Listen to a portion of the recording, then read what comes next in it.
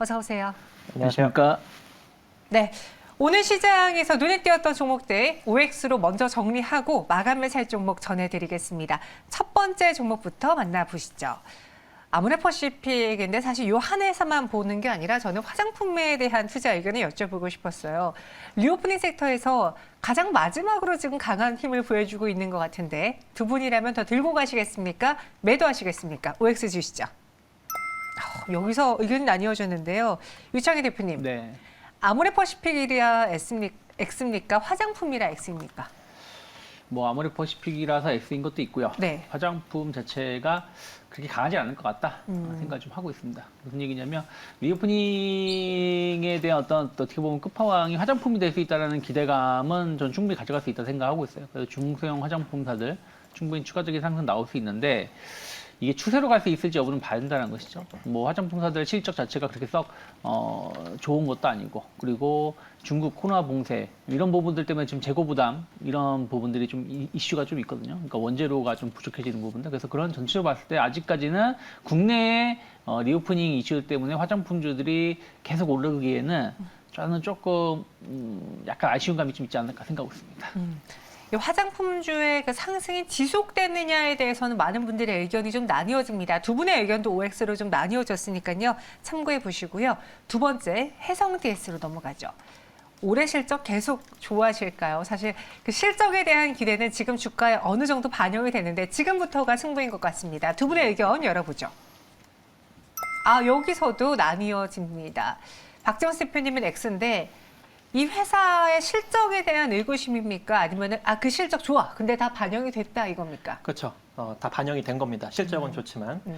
제가 이제 항시 여러분들한테 언급을 드리고 있는데 저는 이미 한참 고공행진한 종목들은 프리미엄이 많이 붙었다 이야기를 합니다. 해성 DS도 지난 2020년에 저점을 찍고 계속적으로 올라가고 있는데 과거 주가가 10,000원대였습니다. 지금은 65,000원대입니다. 그렇게 많이 올라가면서 현재 시가총액은 1조 1,000억 원 정도 수준. 순자산 가치는 실적이 크게 개선이 되면서 외형적 확장이 이루어지고 그렇기 때문에 2018년도에 대략 한 2,000억 정도 수준에 놓여져 있던 게 지금은 2,900억 정도로 증가했지만 이런 외형적 증가보다 실적 증가보다 주가가 더 많이 올라갔어요. 그래서 지금은 여러분들이 좀 조심스럽게 접근을 해야 될 때고 신규 매수보다는 보유하신 분들이 슬슬 매도의 관점을 찾아 나아가야 되는 그런 시기가 되지 않을까라고 생각을 합니다. 그래서 해성 DS는 보유하신 분들의 영역이고 일정 가격이 이탈되지 않는 한 조금 더 홀딩에 가시면서 매도 관점을 한번 만들어 보자라고 이야기를 해드리고 싶고요. 일단 보유하신 분들은 62,000원 정도 라인이 이탈되지 않는다면 추가적인 이런 우상향 기조가 더 이어질 수 있는 여지가 존재하기 때문에 조금 더 홀딩 관점 유지해 가시면 될 것 같고요. 하지만 이제 62,000원 정도가 무너지게 된다면 그때는 일정 부분 프리미엄 주가가 빠지면서 추세 하락이 나타날 수 있는 여지도 존재하니까 62,000원 기점으로 대응하시기 바라겠습니다. 네, 해성 DS. 저는 개인적으로 이번 일본 실적에서 그냥 기대되는 몇 안 되는 그 섹터 중에 하나가 기판이었거든요. 네. 그래서 심텍, 이스페타시스, 해성 DS도 주가 흐름을 잘 보여줬는데 조금 더 들고 가야 되는 이유도 궁금하실 것 같아서 간단하게 들어볼게요. 저는 실적 자체가 이번엔 꼭지가 아니다 생각을 좀 하고 있어요. 만약에 실적이 꼭지로 간다라면 당연히 주가가 올라서도록 비중을 줄여야 되겠습니다. 아직 기판 관련된 섹터는 여전히 저는 하반기까지 나쁘지 않다고 보고 있기 때문에 좀 추가적인 어떤 기대감 이어갈 수 있지 않을까 생각하고 있습니다. 꼭지가 아닐 것 같다라는 그런 전망 때문이었습니다. 그럼 마지막으로 세 번째 종목에 대한 의견은 어떨까요? SK바이오사이언스인데요. 식약처에서 그 백신 관련해서 사전 검토를 한다는 소식 때문에 올랐습니다. 때를 늦은 뉴스일 수도 있고 아니면은 다시 돌릴 수 있는 뉴스일 수도 있습니다. 두 분의 의견은요?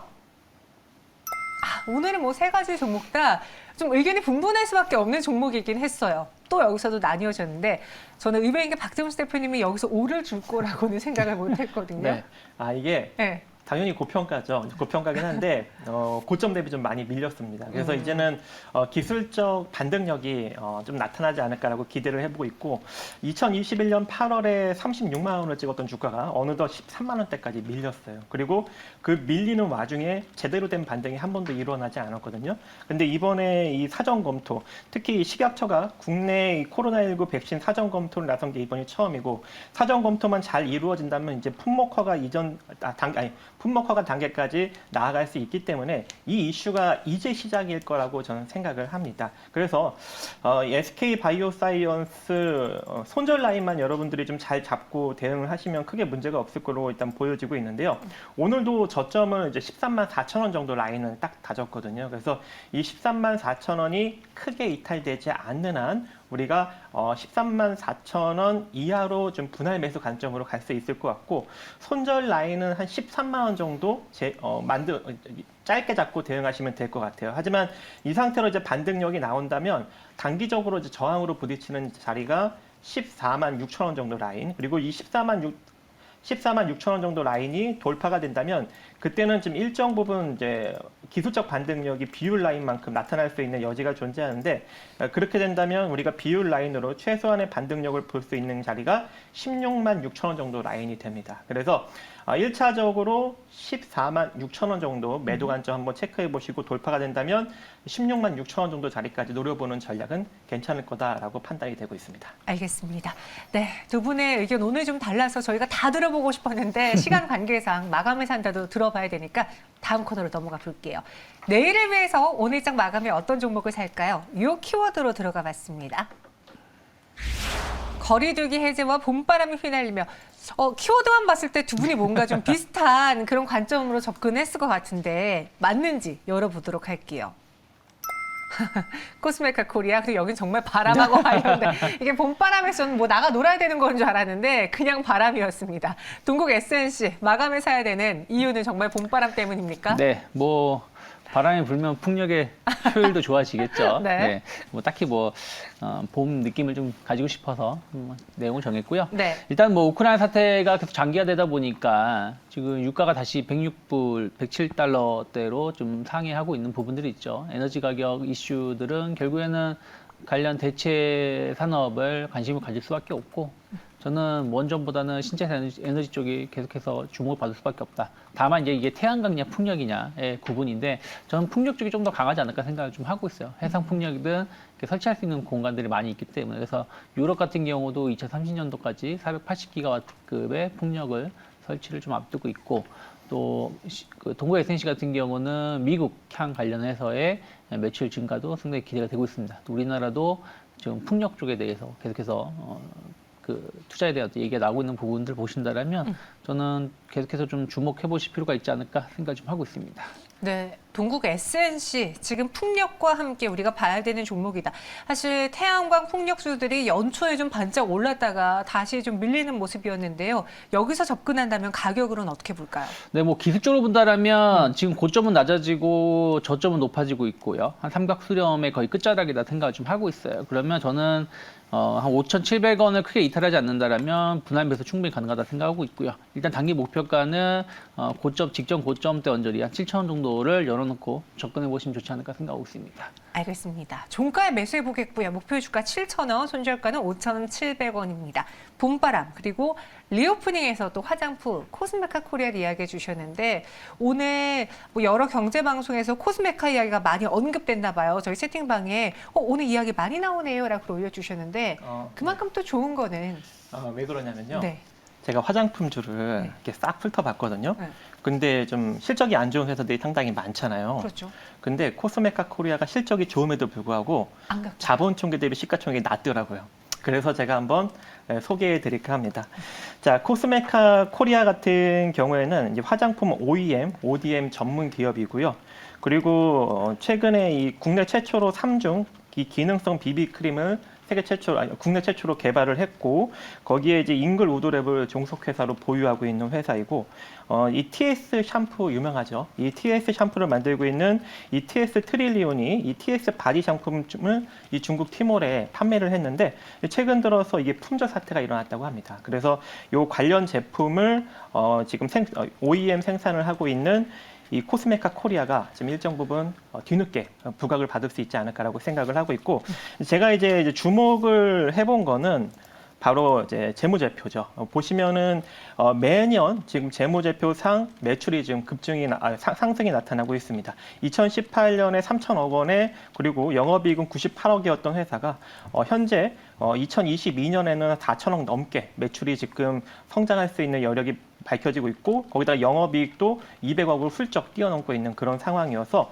화장품 섹터 중에 현재까지 크게 이제 매출과 영업이익이 감소되지 않고 지속적으로 늘고 있는 기업은 제가 보기에는 코스메카 코리아가 유일하지 않을까라고 보여지고 있고요.